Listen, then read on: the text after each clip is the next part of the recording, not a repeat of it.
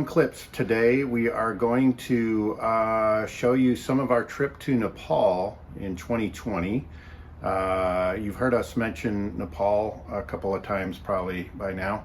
And we went out there with Dan and Sarah from Exploredinary to shoot a documentary on people still working with their hands doing craftsmanship out there.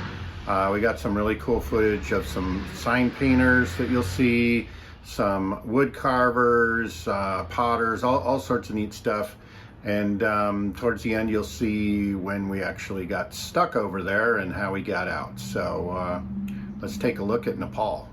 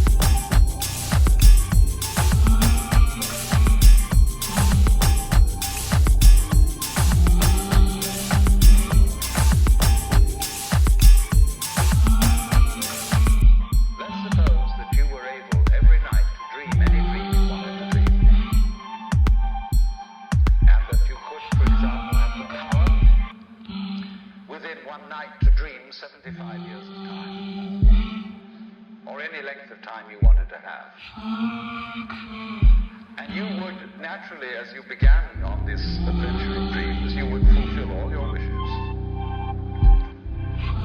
You would have every kind of pleasure. And after several nights of 75 years of pleasure, you would say, well, now let us have a surprise.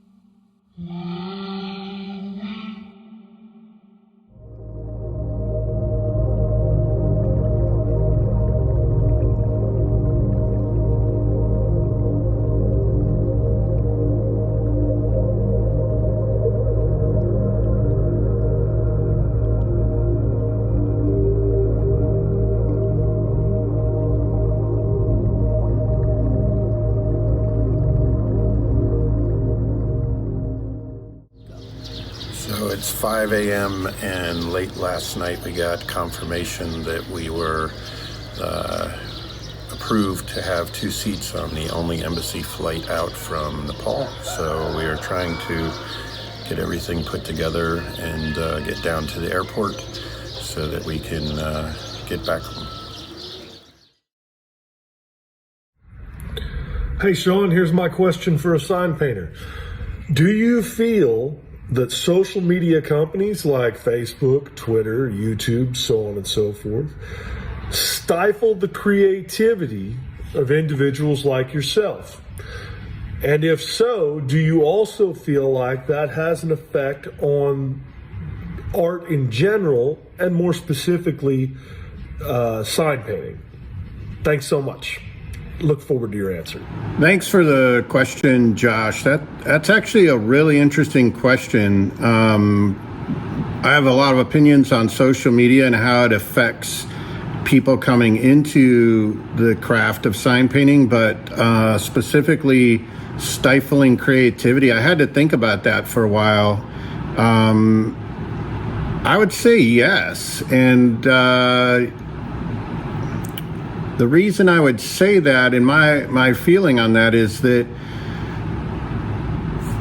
in years ago when I was learning and coming up with learning the craft, there was an isolation to it that I think made you more creative. It kind of pushed your boundaries, whereas now people can just go online and look up. You can look at thousands of pictures in an afternoon of everything from old vintage signs to what other people are working on. And undoubtedly that's going to influence all of us when we're designing something in one way or another. Whereas years ago, my dad, who I learned from, had a couple of photo albums of jobs he had done prior to me getting involved. So you might have that to look at, and you might have, maybe somebody else who works in the shop who has like their little portfolio. So I guess in a way that probably made you stretch yourself more and be more creative, because you were looking to kind of make your own expression and your own designs, that now there's so much influence that comes through social media that I would imagine that probably makes anyone creative, even someone like yourself as a tattoo artist. That would probably affect your work and design as well. It's a very complicated question, and I don't know that I have a answer I feel confident in. Probably have to chew on that even more, but I would say that being put in a position where you have enough influence and enough inspiration, but that there's a limit to it, so that you create something new and not just regurgitate what others do, is probably the best place to land. But in our modern world, where social media influences everything now, I don't know that that's even possible, which is probably a shame, and it's a loss for humanity in that way.